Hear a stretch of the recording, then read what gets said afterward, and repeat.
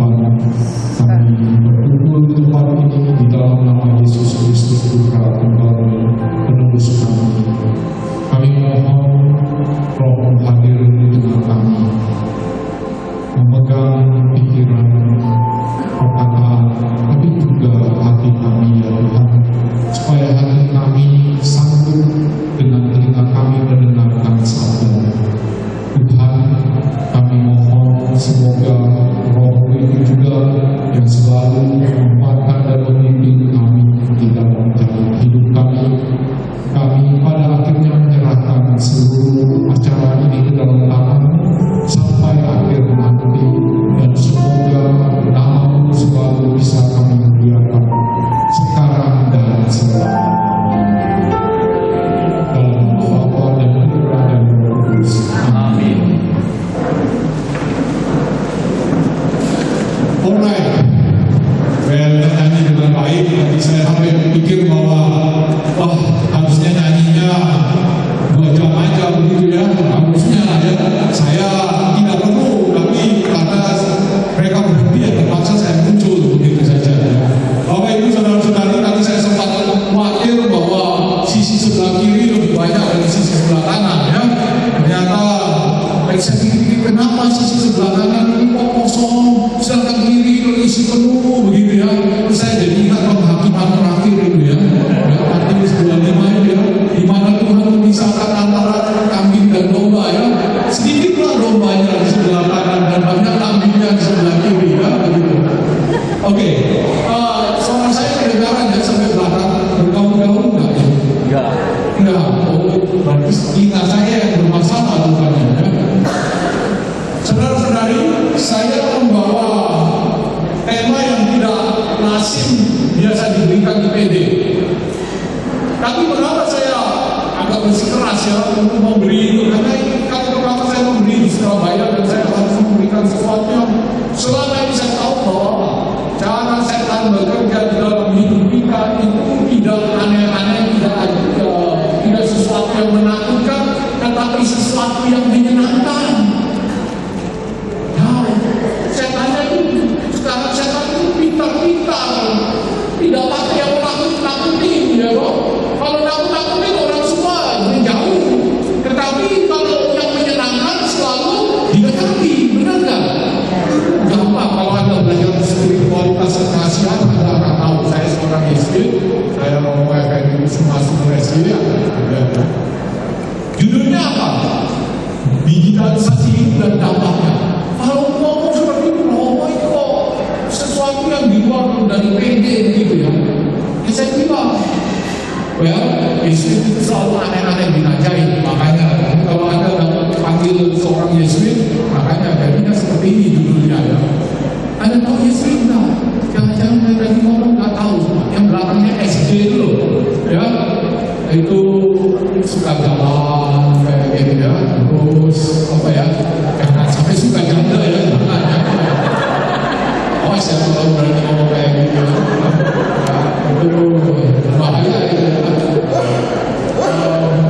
SD itu sekitar Yesus didirikan oleh Santo Ignatius Loyola, kalau Anda tahu. Lama dulu sebelum Nusantara dipegang oleh SD. Terus SD-nya nggak kuat dan diserahkan kepada kongregasi lain. SD itu sampai Polres. Ya. Oh iya, kami yang istilahnya babat alas yang buka medan di seluruh Nusantara begitu. Iya, pada akhirnya harus sadar diri, tidak bisa. Terus tadi saya lihat ya, kursi depan ini kosong terus gitu. Saya pikir ini sungguh menghayati Injil. Barang siapa yang meninggikan dirinya akan direndahkan. Barang siapa mau paling depan akan ditaruh di belakang. Ya. Ternyata yang datang belakangan bukan ditaruh di depan, malah ambil kursi taruh di belakang atau jauh di belakang. Ya. Oke, nggak apa-apa. Ya. Perkenalan singkat seperti itu. Anda lihat itu, kalau Anda ngomong soal digitalisasi, sekarang saya tanya nih. Di sini siapa yang sudah punya cucu anak-anak? Oh iya, sebelah kanan sudah punya cucu ya. Itu berarti usianya sudah menunjukkan begitu. Punya cucu semua di sini punya ya. Sebelah sini belum punya cucu? Belum. Oh ya, di belakang ya sudah. Yang punya anak, tapi belum punya cucu. Yang punya anak tapi belum punya cucu. Banyak keluarga muda ya. Yang punya anak kecil, dan anak remaja, tapi belum punya cucu. Pastilah ya.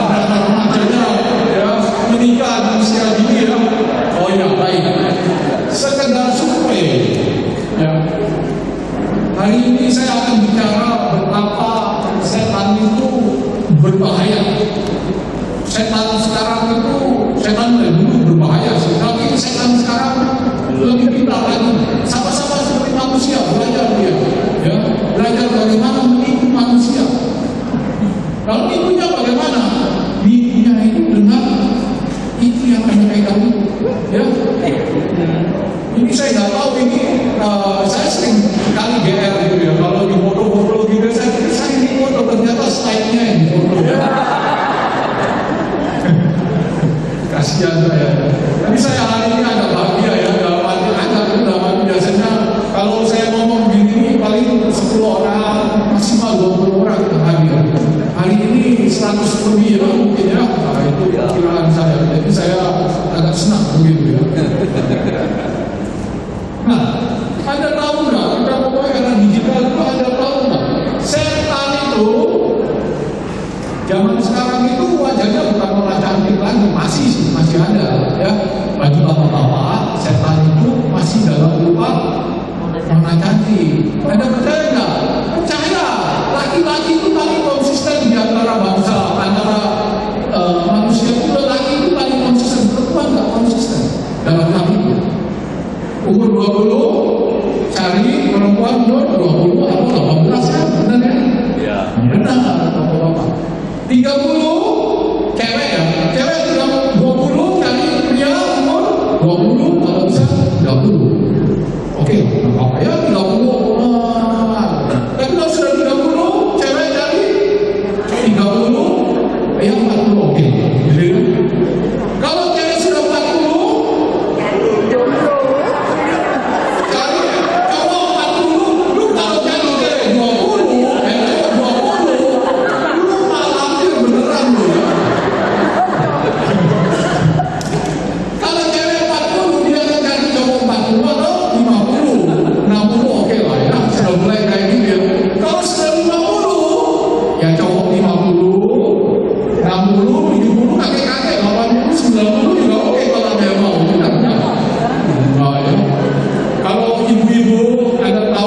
reproduksi manusia.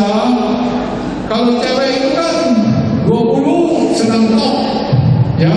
Kalau mau punya anak itu umur 20-an begitu ya. Oh iya, biologinya benar ya. Saya nggak yakin sama saya ya. 30 juga masih top, walaupun ya tidak sebaik 20 ya.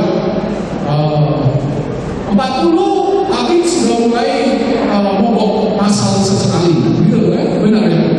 Terus 50 pabrik tutup benar ya, bangkrut pabriknya ya, tutup beneran ya, sudah tidak produksi lagi, benar nggak?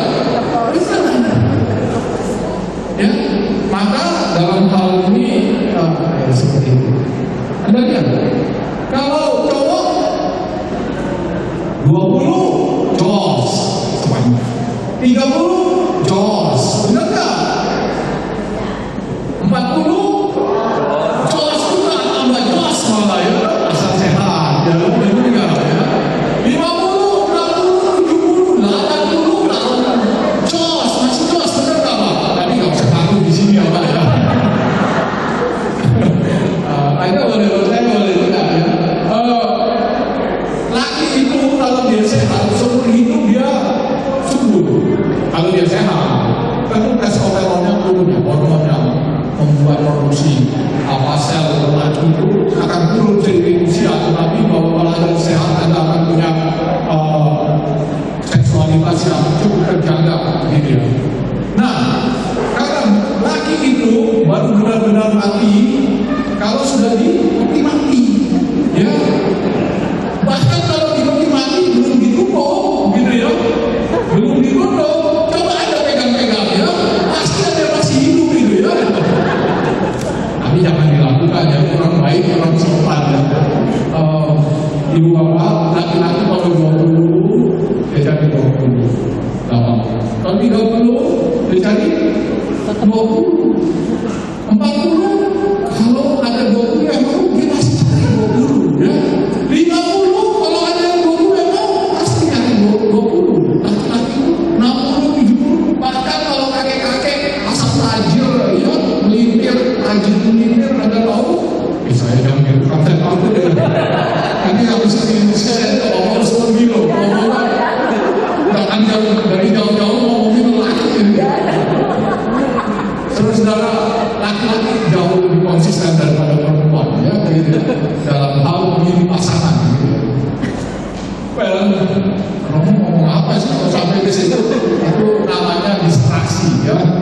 Anda tahu di dalam hidup kita sudah semakin banyak distraksi. Anda lihat ini, saya ngomong era digital. Komputer itu 1834 asal usulnya. 1951 komputer pertama. Komputer yang 1834 ini dibikin untuk memecahkan persoalan matematika. Yang ini komputer pertama muncul, internet muncul 69, handphone 1973, tapi baru di smartphone itu baru muncul 1994. Siapa yang masih megang Nokia? Tapi nggak apa-apa. Ya nggak usah. Maksudnya kalau ngaku iya gitu kan dia bapak sendiri ngaku nanti lawan umurnya berapa kalau pegang Nokia ya? Dia udah pegang Nokia udah. Ini mas namamu siapa mas? Kevin, kamu pernah pegang Nokia? Pernah. Udah bapak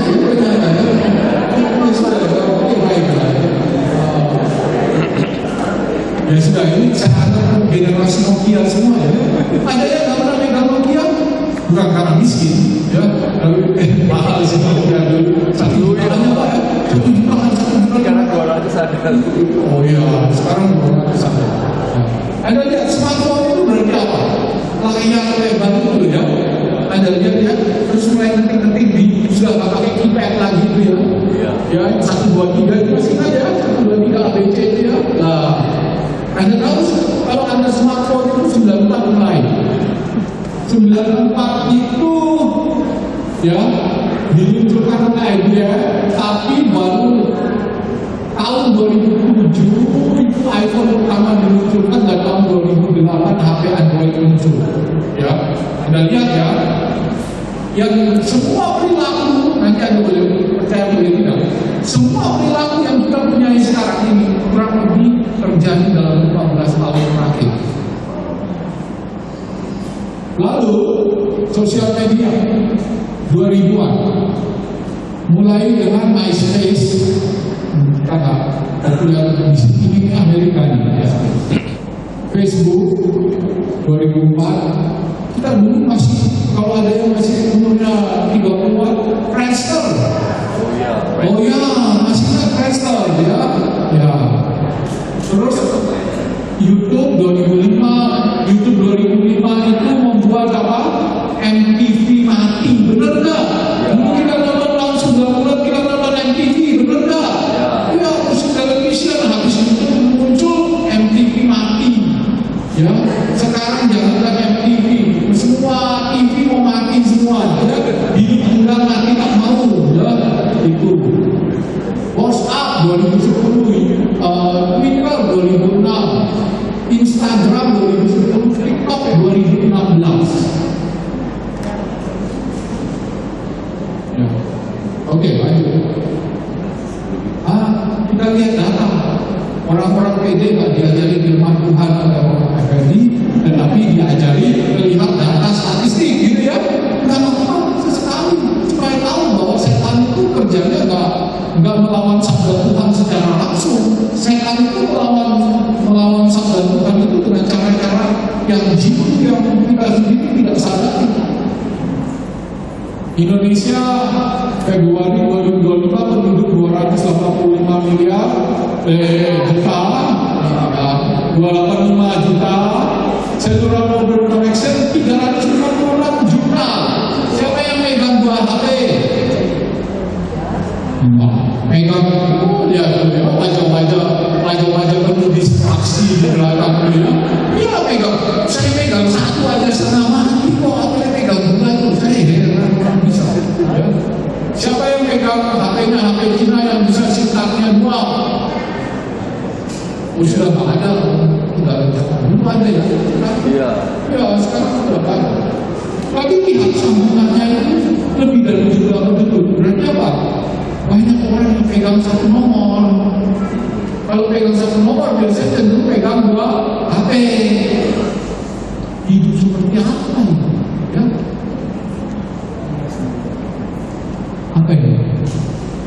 Individual using yang menggunakan internet 212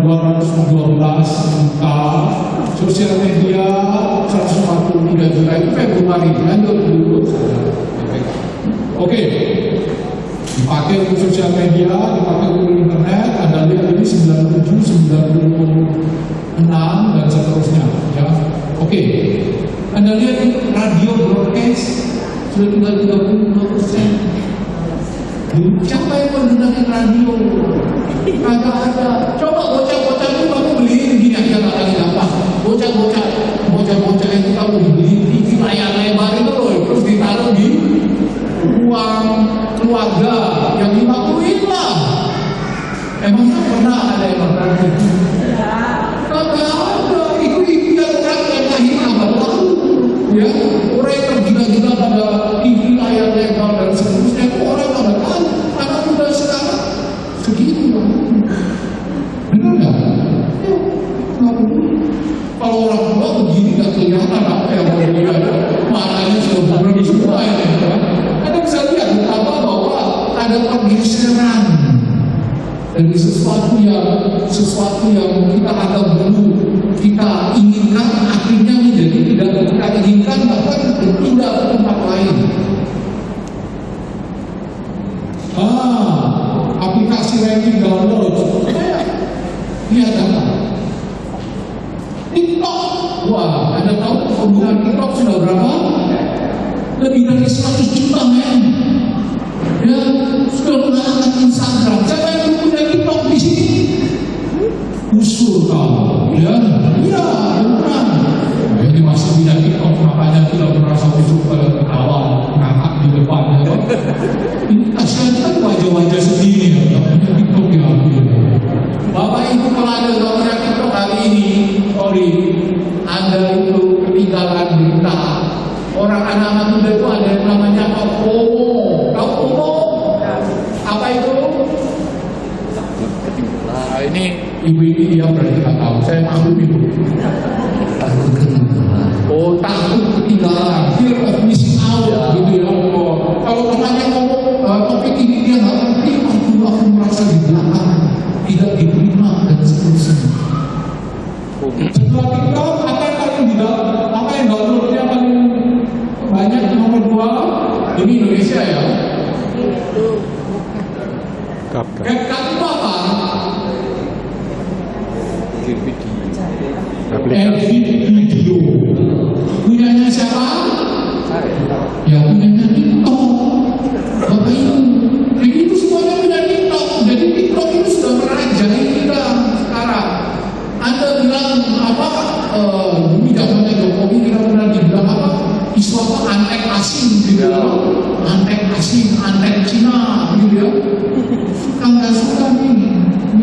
Duanya itu sudah menunjukkan apa? Ya, secara tidak langsung antek Cina. Karena apa? TikTok itu perusahaan Cina. Iya, suka nggak suka? Anda bisa lihat ya lanjutnya ya. Ini ada Shopee Pay. Gini, kalau saya ngomong ini tiba-tiba Shopee. Berarti ada sesuatu itu ya. Oke, baik. Mobile game Anda bisa lihat ya. Alhamdulillah.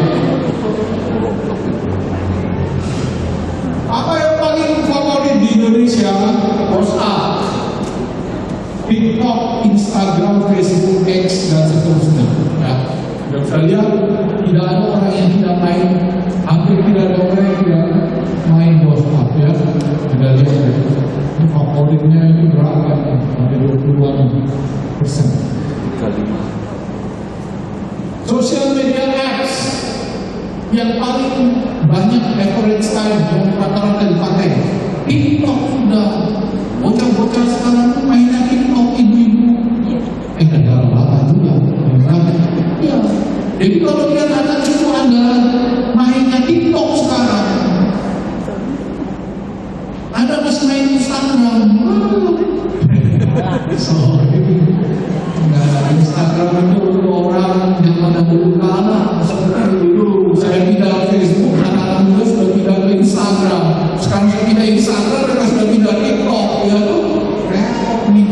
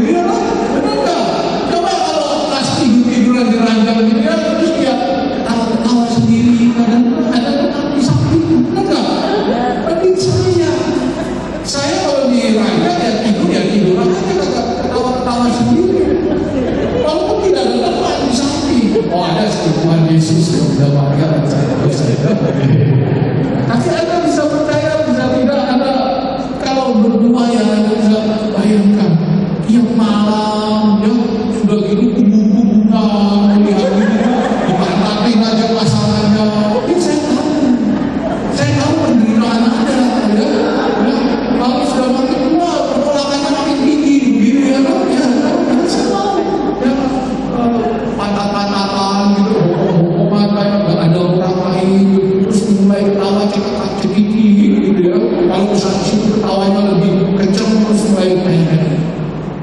Datang sama siapa itu? Wah, mulai siapa yang dimulai tapi wah kayak ya, cemburu lah.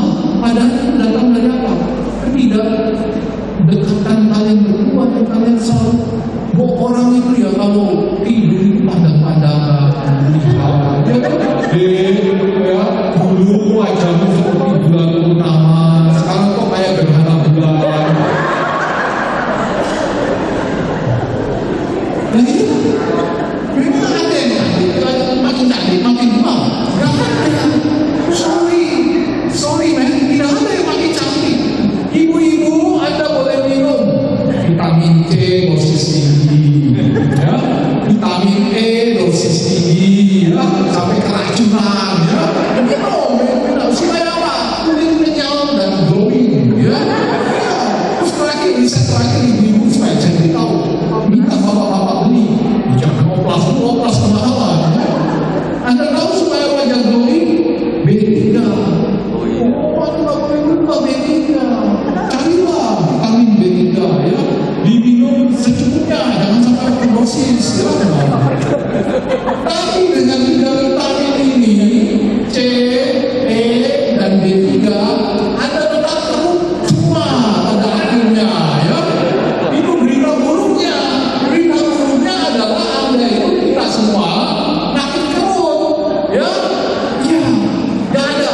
Anda bisa memperlambat tapi tidak bisa menahan lajunya, itu nggak bisa. Yang masih muda-muda berkawal, tunggu waktumu. Tunggu waktumu karena apa? Berita buruknya kita semua akan nanti jadi jelek ya. Tapi berita baiknya kita semua sama-sama jadi jelek. Kita nggak jelek sendirian gitu ya. Semuanya akan jadi jelek. Alright. Jadi tadi saya ngomong soal istri ya, bahwa kalau pas tidur itu ya dipegang-pegang sedikit ya, kita sudah, siapa yang sudah menikah di atas 25 tahun? 25 tahun ke atas, angkat tangan. Wih, luar biasa ya. Coba angkat tangan, nanti saya mau menuju ini Bapak. Saya ke belakang dulu ya, ke belakang dulu supaya enak ini ya. Pak sudah berapa tahun? Namanya siapa? Yohanes Andi. Pak Yohanes Andi, ini istri ya. Saya pastikan dulu, jangan sampai istri orang ya. Enggak, ibu masih cakep kok ya. Begitu Pak, kita laki-laki harus pandai bohong. Mereka suka bohong, mereka tahu bohong, tapi mereka suka dibohongi. Saya baik-baik Pak ya. Saya aja nanti, ibu sampai ke bohong kan, bapak-bapak itu berapa tahun? 33 tahun ya. Rasa cintanya masih sama seperti dulu. Oh masih. Ini kebohongan terbesar.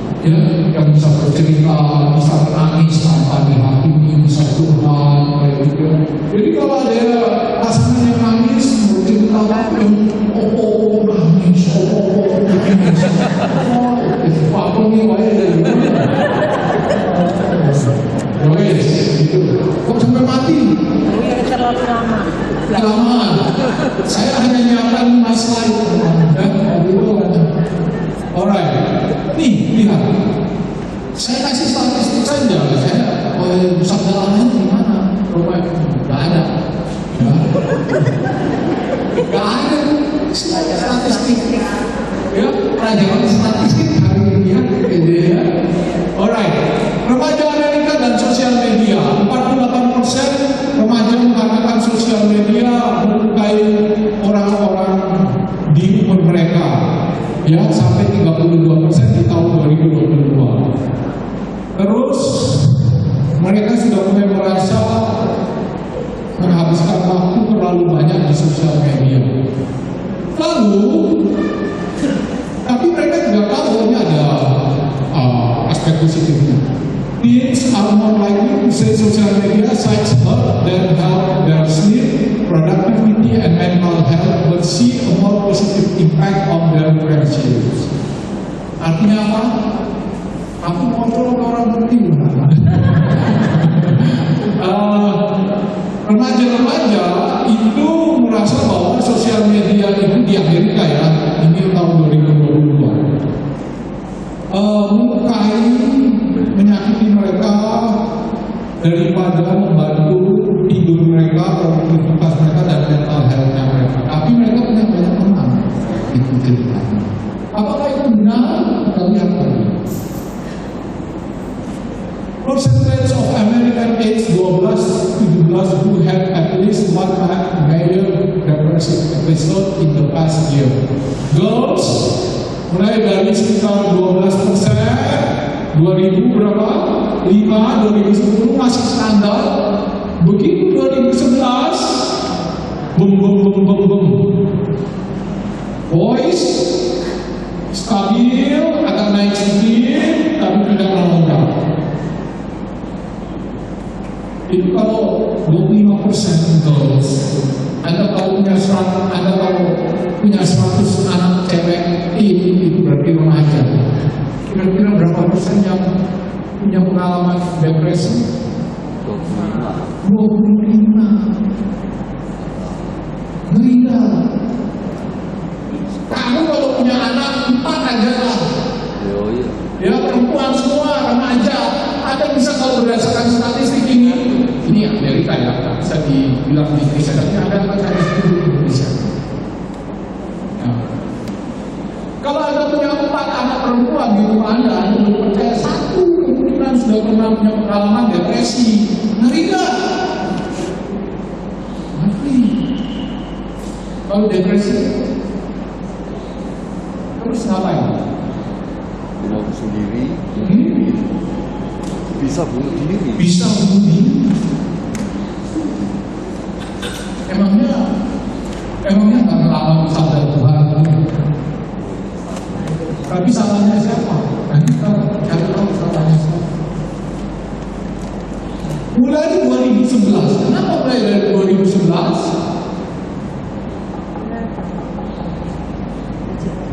Kalau ada yang bisa nebak, hari ini saya kasih hadiah naik haji tahun lalu. Ya? Oke. Kenapa 2011?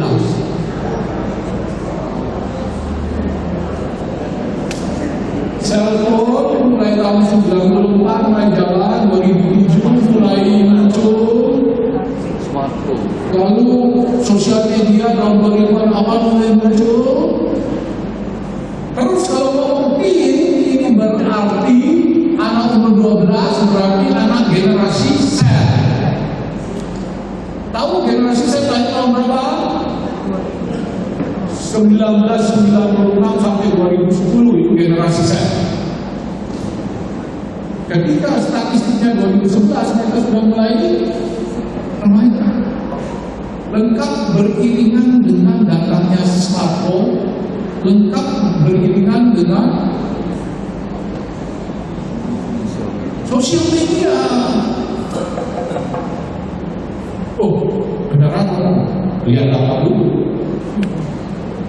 Ini lihat aja problem mental di Australia. Ya, Anda lihat, boom, ini naik terus nih. 2014 lonjak turun sedikit, naik terus. Pandemi naik, turun sedikit, nggak turun-turun. Nih, lihat ya. Problem mental makin banyak. Anda bisa bilang apa? Oh, anak saya mau saya kirim sebagai anak Tuhan. Benar. Siapa orang tuanya anak-anaknya? Siapa orang terdekat dalam hidup anak-anaknya? Ini pulang kerja itu pede, tetapi belum tentu pulang kerja mau nenek anak, belum tentu. Udah capek. Ya, belum lagi tempat kerja, kalau melihat kepada tempat kerja gini banget, bosnya lagi bad mood, gitu. Pulang lihat anak, yakin aja deh. Itu benar kan? Iya. Suami istri kelakuannya kayak gitu. Ya, terus meja makannya isinya apa? Menunya kita makan menu apa hari ini? HP. Ya, soalnya apa? Di meja makannya dikeluarkan HP semua, benar tak? Iya. Makanya apapun yang penting HP-nya jangan lupa. Benar nggak? Ya. Selamat ya, saya itu cara menghidupi kekristenan yang baik, caranya begitu ya, rusak semuanya ya. Ini di Indonesia, kenapa saya pakai negara-negara lain? Supaya memberitahu kepada Anda, problemnya itu bukan hanya problem kita, seluruh dunia. Tuh lihat statistiknya mental health-nya ini kagak bawa semua, ya. Nah ini Indonesia 2022. Saya dulu minta dosen-dosen UGM supaya tolong dong dikasih apa surveinya mental health-nya Indonesia. Kan beberapa punya kasus beberapa anak UGM itu bunuh diri. Ya waktu pandemi itu banyak beberapa bunuh diri. Sedih sekali, dan saya waktu itu sebagai mahasiswa saya bilang tolong dong bikin survei, cari atau kalau enggak kasih survei, dan saya diberi satu survei ini oleh seorang dosen psikologi UGM, dan saya senang sekali bisa dapat ini. Anda lihat depresi laki-laki 4%, ini nasional adolescent, remaja ya. Ini Indonesia ya. Indonesia National Adolescent Mental Health Survey. Laki-laki 4%, perempuan 6,7%. Yang satunya apa? Kita bisa lihat samping Kecemasan. Oh, kecemasan, anxiety, cemas. Apa bedanya depresi dengan cemas?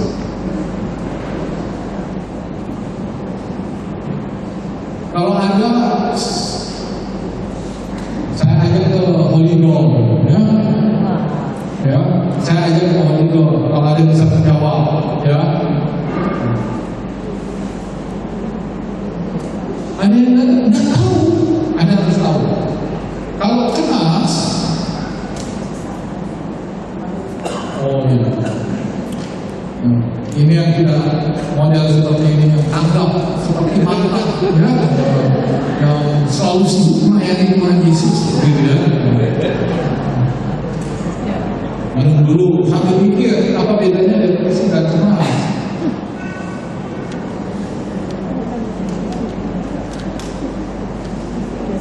Ada yang tahu? Pak, silakan Pak. Depresi itu cenderung nampak, tapi kalau cemas tampaknya biasa, tapi dahulunya luar biasa. Baik, kalau saya ke Holy Ghost ya paling enggak dapat seperempat pintu lah. Nggak boleh masuk. Oke. Bedanya depresi itu Anda gelap semua, Anda tidak merasa punya makna, tidak ingin melanjutkan hidup, tidak ingin melakukan apapun yang menurut Anda berarti. Kehilangan waktu.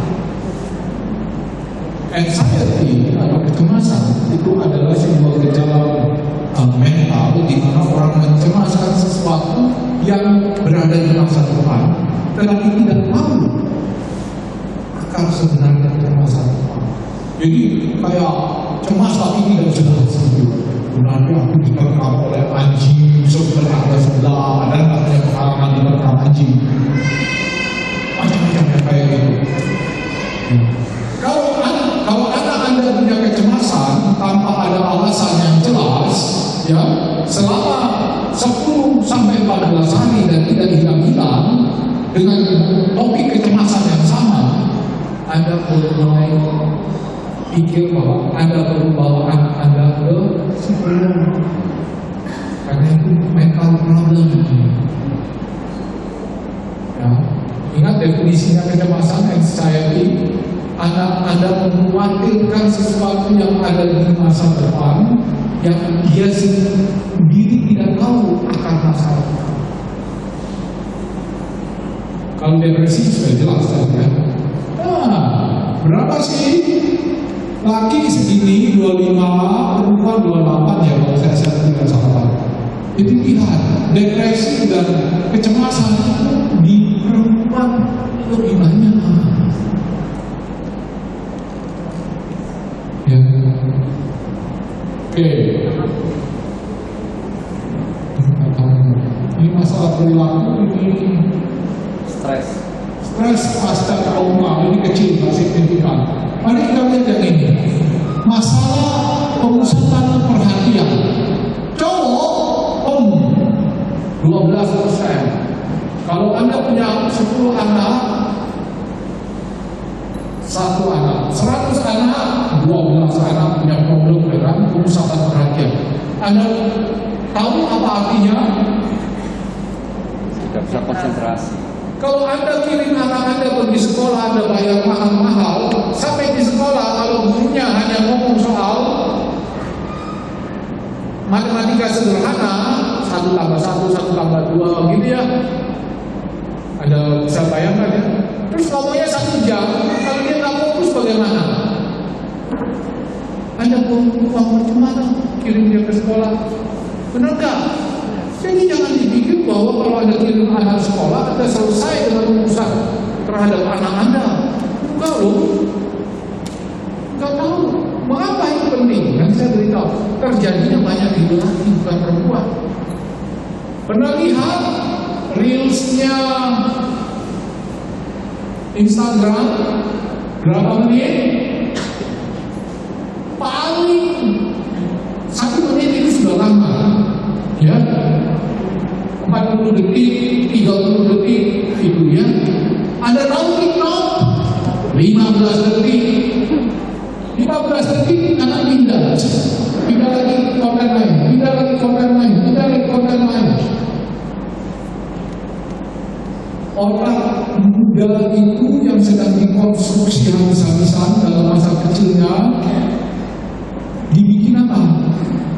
Oh iya, cara kerjanya adalah mencari model konten-konten.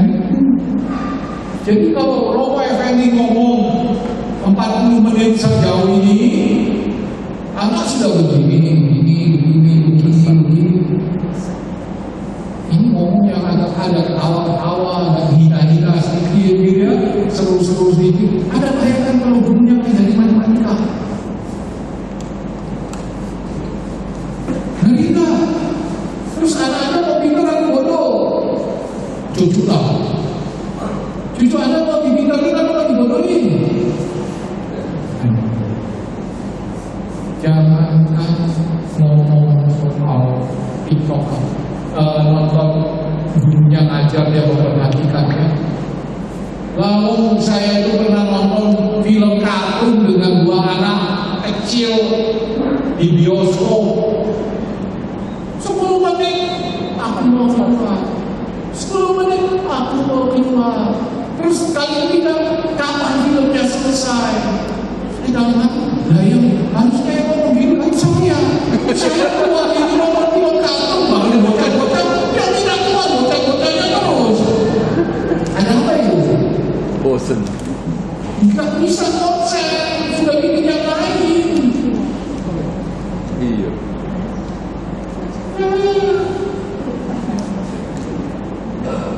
Anda pikir bahwa setan itu hanya ngomong soal pencobaan 10 kali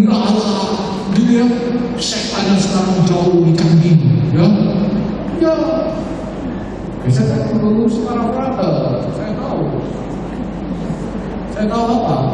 Tantangannya sama. Bisa bayangkan kalau peradabannya nggak bisa fokus, nanti kalau jadi imam, Tuhan bersamamu. Lupa, habis ini apa ya? Lupa, kenapa? Distraksi. Tadi pagi saya nonton konten TikTok apa ya, langsung tiba-tiba yang keluar konten TikTok bukan dan sekamu juga dan apalah bacaan Injilnya lupa lah. Anda bisa bayangkan? Jadi enggak. Jangan main-main ya.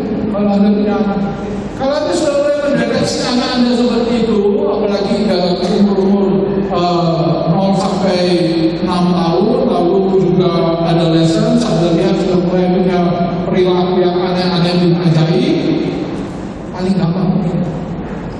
Coba satu hari Anda pulang, ambil HP-nya ibumu atau anakmu. Nih, nenek mau ambil, kakek mau pinjam, dibolehin nggak? Nggak boleh. Kalau nggak boleh, kenapa?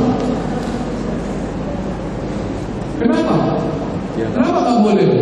Kakek butuh pinjam sebentar, boleh nggak? Nggak boleh.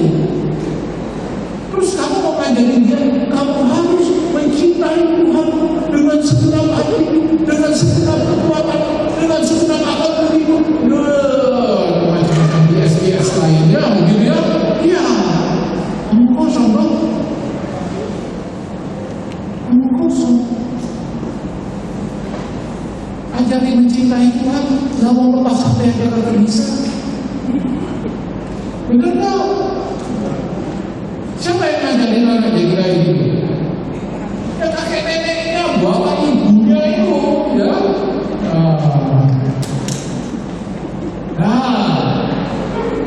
Saya selalu menasihati anak muda, ya.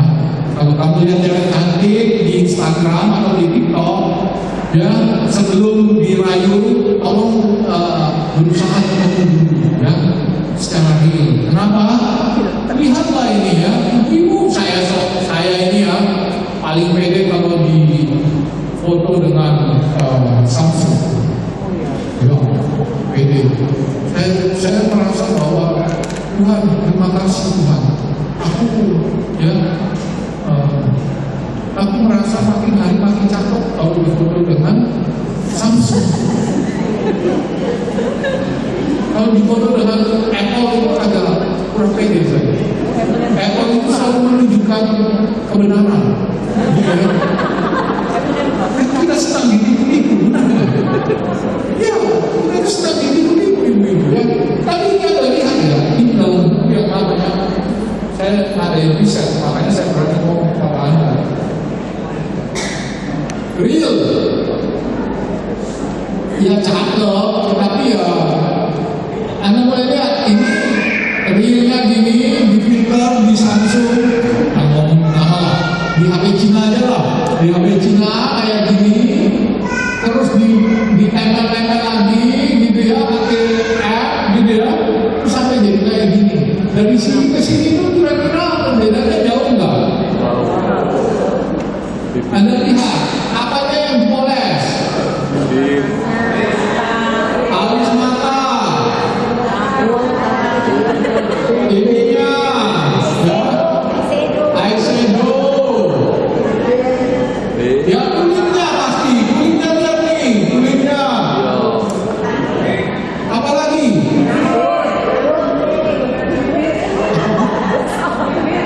Oh, blush on, ya blush on. Saya nggak ngerti ya kayak gitu. Ada satu lagi yang laki-laki itu selalu dengan mudah deteksi.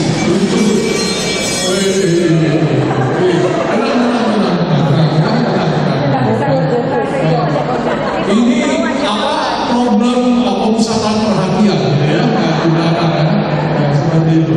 Anda boleh-boleh apa tidak? Rambut, perhatikan rambutnya. Iya dong. Anda tahu kenapa kita lebih prefer cewek yang di atas daripada cewek yang di bawah? Walaupun kita tahu ini fake ya. Kenapa? Coba saya tanya yang pada bapak-bapak. rambutnya panjang. Kenapa rambut panjang? Kenapa rambut panjang itu? Ya?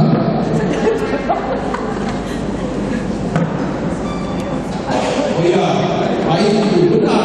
Tapi saya tanya laki-laki. Anak saya laki-laki.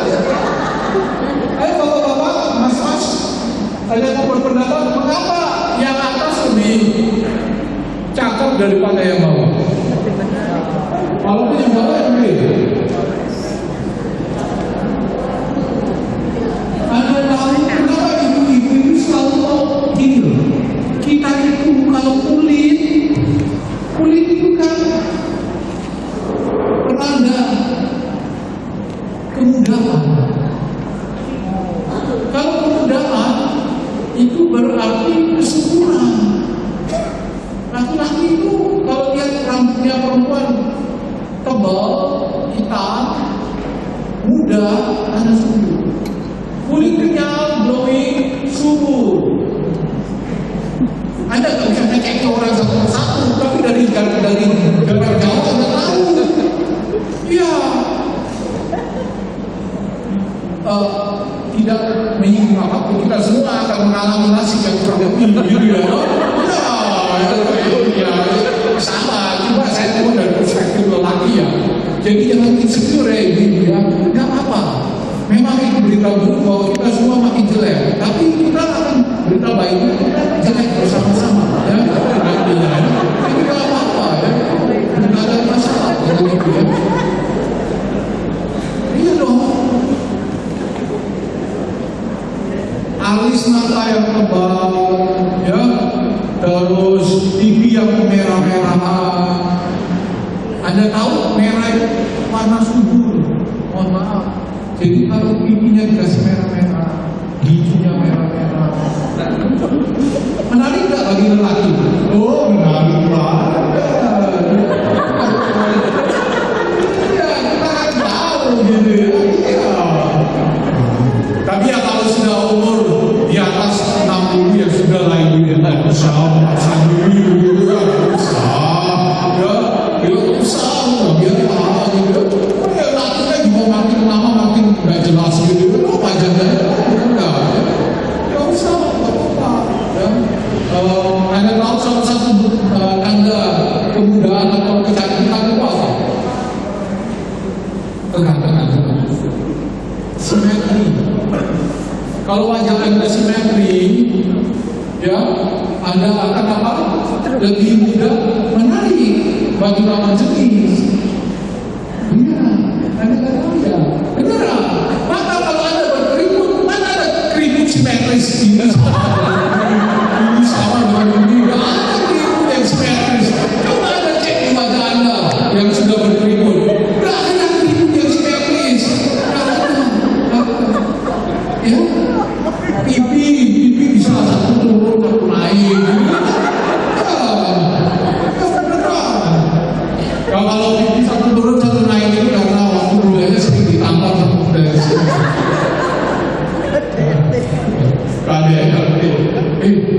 Saya sampai jam berapa ya? Sini ngomong sampai besok, ngomong buah gitu. Oke, Anda lihat ya. Anda kan awal-awal, Anda bisa lihat. Anda tahu ini apa? Satisfied with oneself. Self-esteemnya itu going down, falling down rapidly. Ini, lihat ini. Boom. Dari tahun tidak makin baik. Saya ambil dari Jonathan Haidt, Yes Generation, buku tahun 2024. Ya. Jadi Anda bisa lihat. Tapi kan kita selalu virtue signaling. Virtue signaling itu berarti kita tuh mau menampilkan diri yang baik. Pada akhirnya kita kehilangan kemampuan untuk menghargai diri kita sendiri. Ibu-ibu waktu tahun pandemi itu ya saya kasih tahu, oh si pacar itu wah gitu. Kok memberi videonya dia kok kayak SMA? Sudah 50 kok yang aja seperti yang SMA. Saya bilang, ini gimana? Oh masuk kan? Belum masuk kan?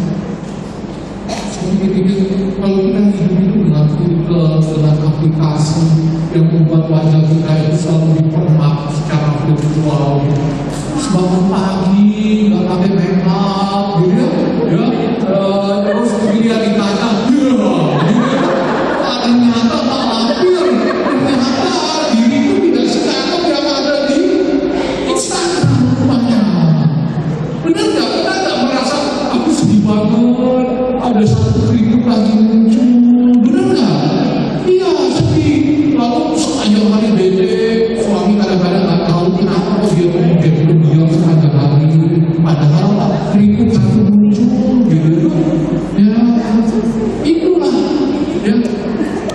Terus Anda bilang setan nggak bekerja di dalam hidup Anda, terus apa yang mendatangkan sukacita, apa yang mendatangkan sukacita? Jadi jangan main-main.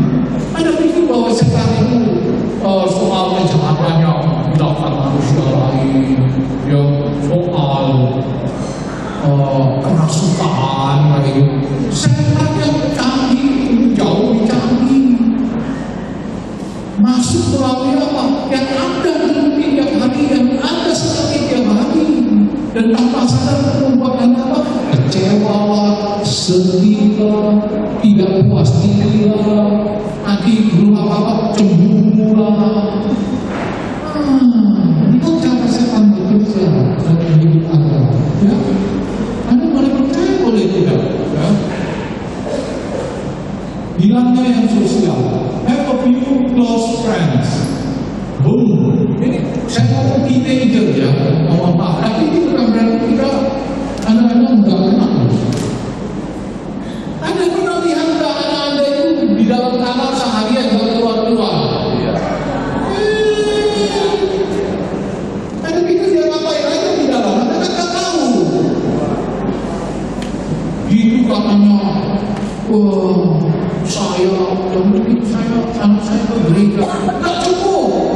Ke gereja penting nggak? Ke gereja itu harus. Karena tidak pernah tipu. Kamu kalau mau mendidik anak-anakmu dalam keselamatan, kalau depresi mana bisa keselamatan, kalau kecemasan mana bisa keselamatan, kalau bodoh karena nggak bisa konsentrasi mana bisa keselamatan. Nah ada itu. Benar nggak?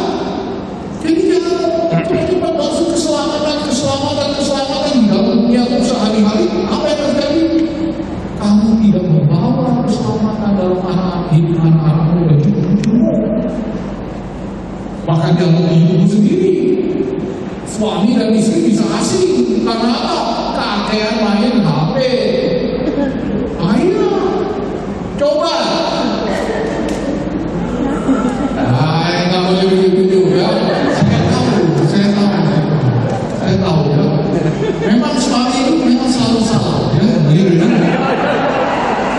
Ya, tapi bapak-bapak, Anda yang memilih hidup Anda. Kalau saya seorang lelaki, ya, yang beristri hanya punya salah satu dari dua pilihan. Anda harus memilih. Anda mau benar atau Anda mau bahagia? Kalau Anda mau bahagia, Anda nggak perlu benar. Benar nggak? Kalau Anda mau benar, berarti Anda siap nggak bahagia? Betul sekali. Ya, istrinya mana ini istrinya? Oh yang ini. Oh nggak diajak. Laki yang benar gitu, istri nggak diajak. Ya Anda mau benar, ya kasih pakai aja. Anda nggak usah diajak istrinya, pakai dia ya di sini. Saudara-saudara, ya, Anda bisa tahu, ya, jangan ngomong soal keselamatan kalau Anda sendiri tidak menghidupi keselamatan yang datang dari Tuhan. Anak-anak kita itu kan anak-anak yang dititipkan Tuhan kepada kita. Ya enggak? Tugasmu adalah menyampaikan kabar gembira keselamatan. Yang Anda sampaikan adalah setan simpan itu di dalam hidupnya. Benar enggak? Terpaksa keras, ya, ya karena itulah ceritanya, ya.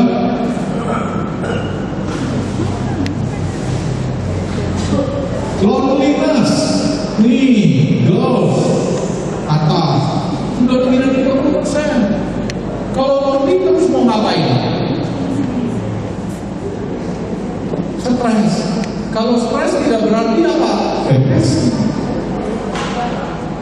Boris juga sama. Jadi Anda bisa lihat, Anda pikir bahwa oh yang penting anak saya punya banyak teman. Oh, saya ini belajar biologi evolusionis, saya tahu kita manusia itu menjadi bahagia, menjadi sungguh-sungguh manusia hanya kalau terkoneksi secara langsung dengan orang lain. Saya tahu Anda ini sedang apa? Memperhatikan saya benar-benar, ya, Anda sedang ngantuk, ya, Anda sedang bosan, ya, saya tahu, gitu ya. Ya kalau Anda mau tidur aja nggak apa-apa, gitu ya, nggak apa-apa. Saya mulai tadi ada beberapa yang tidur, saya relakan Tuhan, dia rest in spirit, gitu ya. Ya benar, seharian bekerja, gitu ya.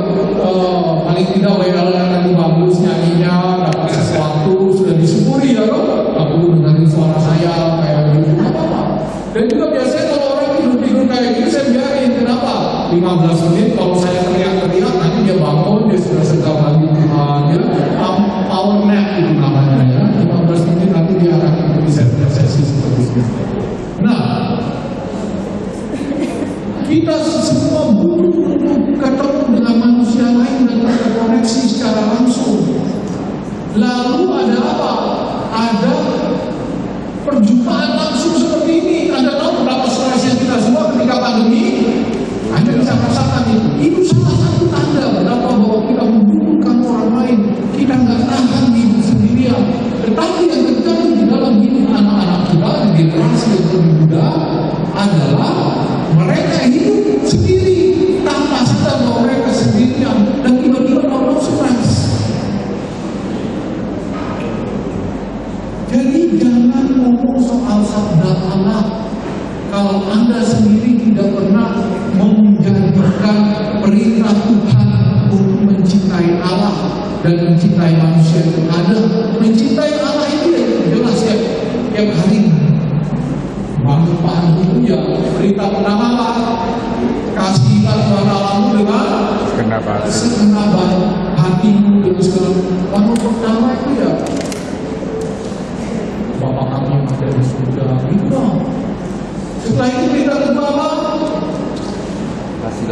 Kasihlah sesama. Sejelek-jeleknya suami pegang dia ya, kamu ya, I love you. Langsung yang sedang tahu-tahu ya.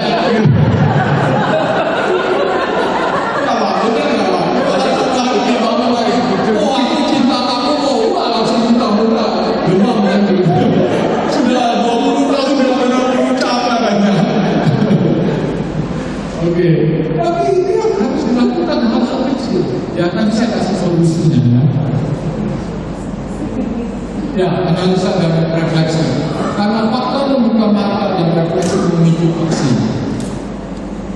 Saya mengajari Anda sampai pada tindakan aksi. Saya bukan memotivasi Anda hanya untuk dapat di dalam tataran konsep. Karena kalau Anda pulang dari sini, Anda masih hanya punya ide-ide buruk, termotivasi untuk sesuatu yang abstrak, tidak ada gunanya bagi hidup Anda. Maka sekarang saya kasih ciri khas spiritualitas manusia adalah orang harus sampai pada langkah konkret pertobatan. Apa itu harus jadi dalam hidupnya? Gak ada orang bertobat itu, aku mau bertobat, aku menyesal atas dosa-dosa ini. Ya sudah, gitu ya. Ya, harus melakukan sesuatu. Gak ada. Ya sudah, pokoknya gak mau. Aku mau cinta kamu selama-lamanya. Aku nyanyi satu lagu aja ya Tuhan. Aku cinta Yesus. Gak cukup. Harus itu langkah konkret. Nih, pernah lihat ini? Coba ganti ini dengan wajah Anda, ya. Ganti ini dengan wajah Anda, jangan dengan wajah anak kecil ya. Kurangnya interaksi sosial secara real dalam hidup banyak remaja. Kurangnya jam tidur yang meningkatkan potensi depresi. Kalau Anda kurang tidur, coba Anda kalau nggak tidur, ya. Kerja senang nggak bapak-bapak? Coba Anda semalaman nonton sepak bola dini hari terus besok pagi harus pergi kerja. Suka nggak kerjanya?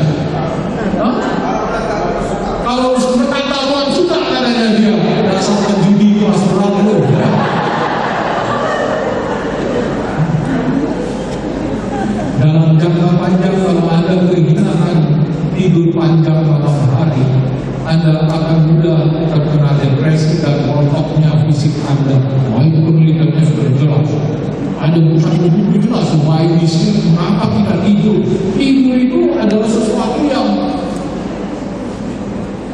basic biologi kita itu. Tidur itu satu hal yang penting bagi kesehatan tubuh kita, dan kita tahu bahwa kalau tubuh kita sehat, otak kita juga sehat.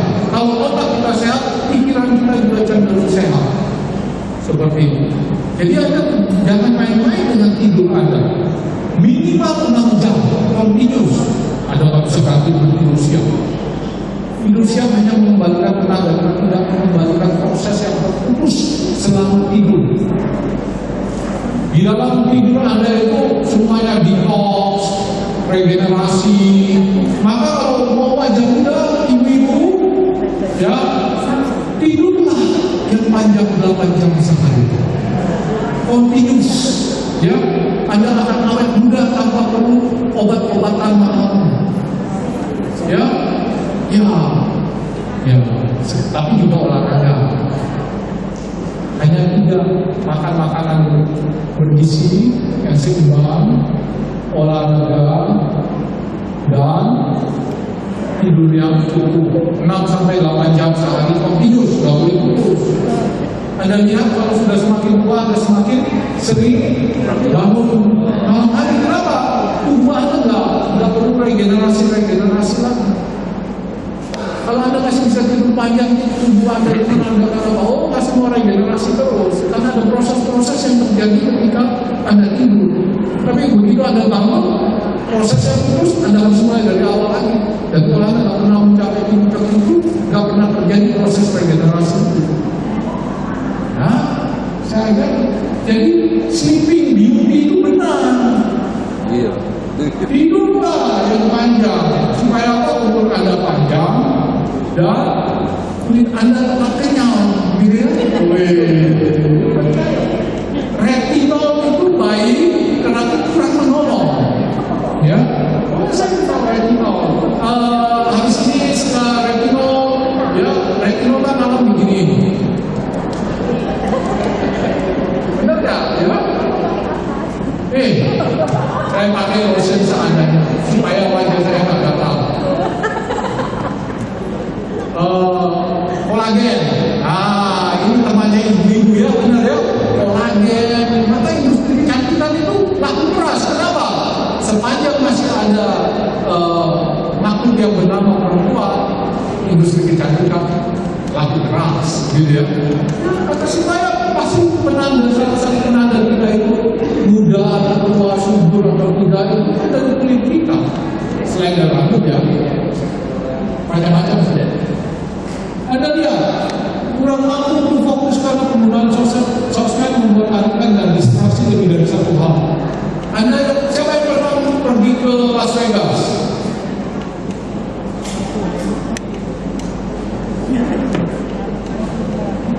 Las Vegas belum pernah, Macau betul. Nggak pernah, Anda tahu? Sudah. Oh ya, lihat kan sekali wajah penjudi.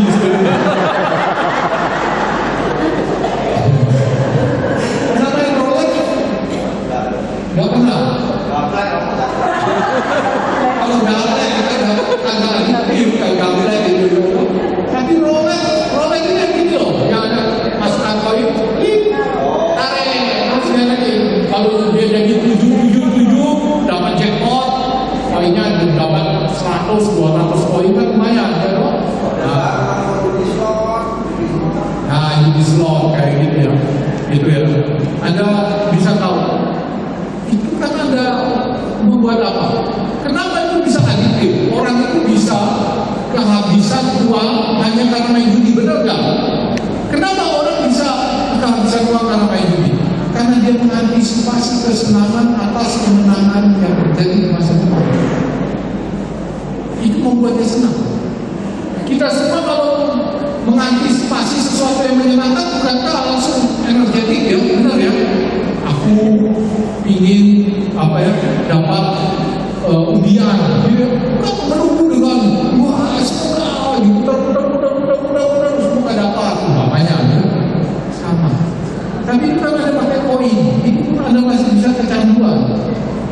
Sudah sampai kehabisan koin, habis. Begitu koin habisan nggak bisa main lagi. Anda tahu apa yang terjadi kalau Anda pegang setan segi tempatnya Anda? Sama.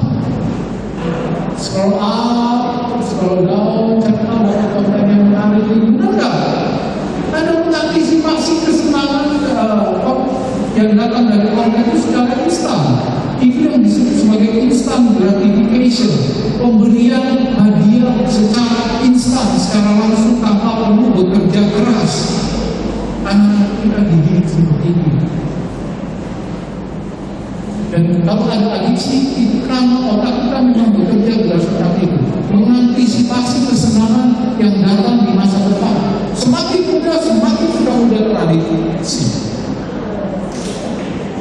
Gampang. Manusia itu seperti itu. Maka TikTok itu ya gampang, cepat. Scroll up, scroll down, perempuan scroll up, scroll down itu membuat apa? Otak kita teradiksi mencari konten-konten terus yang menyenangkan. Mana tahan dengerin saya kayak ini sudah sampai setengah jam. Ya. Jadi ini yang disebut sebagai kesenangan instan. Anda lihat, setiap orang muda mendapatkan likes di sosmednya yang memberikan gambar positif tentang dirinya, namun juga tanpa disadari membuatnya ketagihan karena kesenangan yang didapat secara instan dan kehilangan orientasi hidup.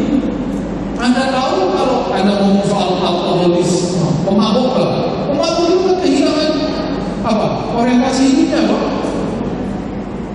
Kenapa? Apa yang terjadi di otak itu? Dia mengantisipasi kesenangan yang datang dengan mudah ketika minuman. Maka tiada malam, tiada hari, bangun pagi, ngebir. Saya sudah pernah lihat orang kayak gitu. Ya, siang hari ngebir. Kenapa? Dia berusaha mendapatkan kesenangan yang datang dari kemudahan itu. Yaitu apa? Minum birnya. Sudah selesai. Kalau ini ada jadi senang, otak kita juga bekerja dengan cara yang sama. Otak kita itu otak yang gampang dibaca, sedikit gampang dibaca. Ya. Jadi kalau Anda berorientasi pada kesenangan, apakah Anda boleh punya tujuan hidup yang besar?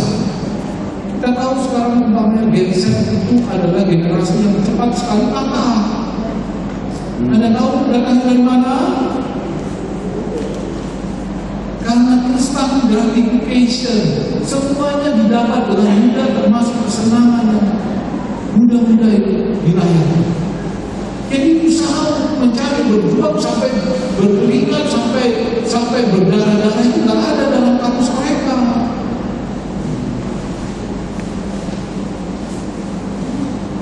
Setiap pengguna medsos adalah objek atau produk yang dijual kepada yang lain demi keuntungan materi. Oke, saya pikir Anda tahu kalau Anda scroll up, scroll down di TikTok atau di Instagram, Anda tahu hari ini kalau saya ingin sarung tinju, gitu ya, kan Romo kalau kesal gitu ngapain? Tinju, tapi nggak tinju manusia, tinju samsak, ya, ya. Satu hari saya beli sarung tinju, belum beli nih, masih mikir itu. Saya buka Instagram saya lagi keluar sarung tinju semua, ya. Emangnya kamu pikir kamu nggak ini main sosmed itu gratisan? Enggak. Siapa yang bilang main sosmed gratisan? Oh, kalau kita nggak bayar apa-apa, kita juga pakai wifi, paling hanya listrik promo. Nah, kalau kamu klik sarung tinju itu, kalau saya klik sarung tinju itu, emangnya produsennya nggak bagi hasil dengan sosmed? Bagi hasil loh. Terus siapa yang dijual? Kita yang dijual. Lu kok bisa? Nah iya. Ini ada orang mau beli sarung tinju nih. Kamu kan jualan sarung tinju, mau nggak? Oh iya nggak. Bagi hasil ya. Ini yang dijualin siapa? Kita. There is no free lunch. Tidak ada makan siang gratis, itu bahasa Inggris. Tidak ada makan siang gratis Bapak Ibu.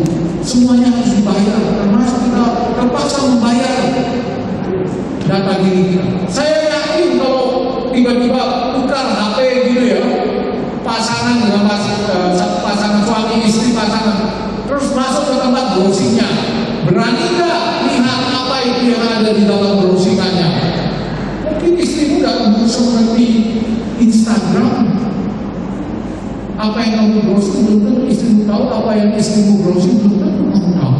Tapi Instagram, TikTok itu tahu kita semua lebih daripada siapapun yang lain di dunia ini.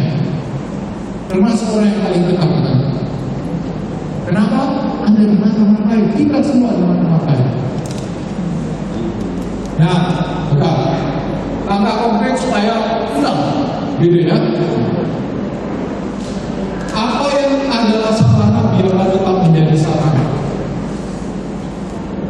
Kita perlu kembali melihat hidup kita dan menetapkan tujuan hidup kita.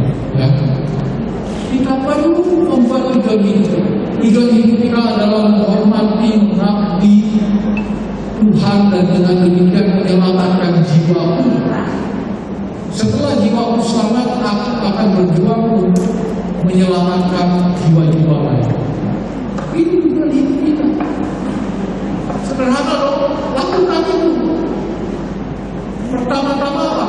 Mulailah dari dirimu sendiri apa? Mengurangi HP itu. Bertobatlah, hai anak-anak kegelapan. Ya. Jangan ada saya dibisik gitu. Ya, salah nih. Ini buat waktu sakral, meja makan dan gereja bisa menjadi tempat di mana terjadi ruang dan waktu sakral dan mengantar pada ikatan sosial manusiawi. Meja makan itu dijadikan tempat sakral. Gak perlu ada HP di meja makan itu. Yang terjadi di meja makan menunya makanan sambil tanya, nak, di sekolah ngapain? Belakangnya berapa? Ya, Ma, hari ini aku di kantor ada kejadian ini. Cerita. Tuhan Yesus mau meninggal saja, malamnya masih makan. Masa Tuhan Yesus keluarin HP? Enggak. Tuhan Yesus keluarin roti dan anggur. Perjamuan ya. Terus habis itu apa? Ngobrol, bikin pesta, benar enggak? Benar. Bapak itu ya kayak gitu. Bapak meja makan, habis siapin istrinya, sudah disiapin istrinya, gak ngapa-ngapain, ngeluarin HP, main ketawa-ketawa, tahu ada apa sih, kayak orang gila. Terusan kalau bapaknya sudah gitu, istri keluar bukan HP, anak mulai keluarkan HP.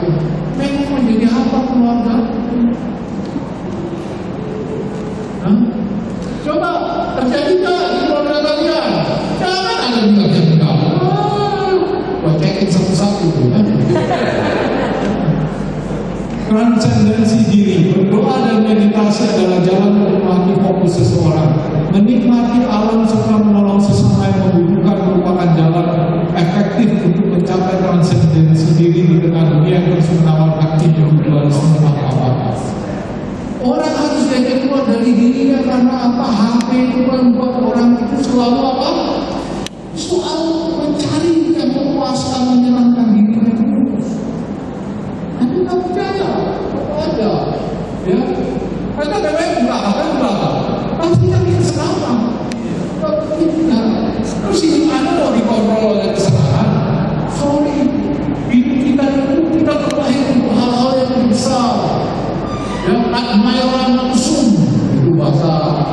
Kita lahir untuk hal-hal yang besar. Yaitu apa? Mengabdi Tuhan kita, menghormati Tuhan kita, dan dengan demikian menyelamatkan jiwa kita, dan setelah itu kita menyelamatkan jiwa-jiwa lain. Harus ada detox digital, Bapak Ibu.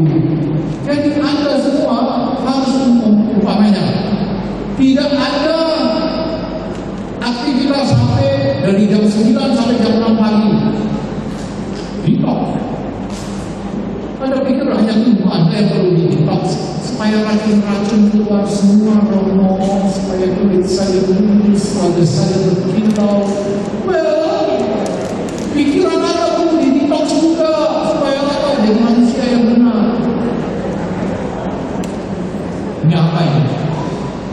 aktivitas fisik, olahragalah. Kenapa? Endorfin yang keluar ketika Anda berkeringat saat olahraga itu adalah hormon bahagia. Semakin Anda banyak berkeringat, semakin Anda mudah bahagia. Percayalah. Maka walaupun usia Anda sudah sepuh, sudah lanjut, Anda tetap harus punya aktivitas fisik yang membuat Anda cukup berkeringat. Tempat di situ Anda bahagia. Kalau enggak nanti jempolnya ya, yang lain kecil semua. Ya sudah, saya pikir itu.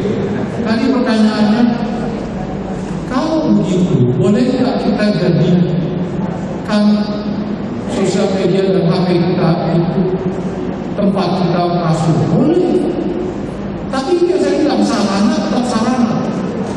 HP, sosial media harus jadi tempat di mana kita memuji, menghormati dan mengabdi Tuhan kita.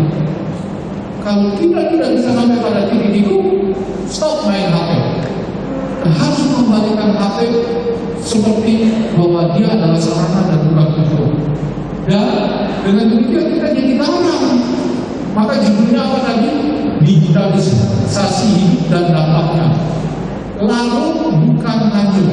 Kita kalau menjadi garam kita itu lalu dan memberikan rasa. Sedangkan kalau kita hanya kita dibuang aja, terbilas kita nggak bisa ngapa-ngapain. Jadilah garam. Tapi dengan menjadi garam itu ada beberapa langkah yang saya beritahu. Termasuk apa? Memandang HP dan sosial media sebagai sarana. Tidak bisa pakai untuk pewartaan, tidak bisa pakai untuk mewartakan Tuhan, yang mengevangelisasi dan sebagainya. Tetapi Anda tahu ada bahaya juga di situ.